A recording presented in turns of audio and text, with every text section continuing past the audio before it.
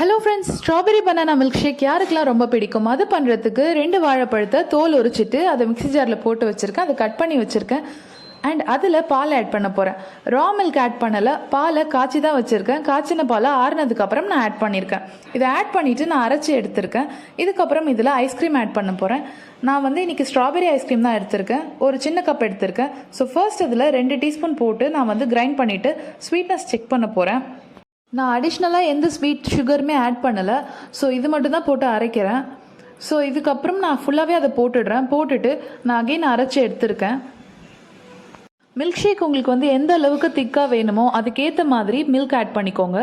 நான் ரொம்ப திக்காக இருக்குன்றதுனால இன்னும் கொஞ்சம் பால் ஆட் பண்ணி அதை மிக்ஸ் பண்ணி விடுறேன். இதுக்கப்புறம் இதை சர்வ் பண்ணலாம். டேஸ்டியாக இருக்கும்.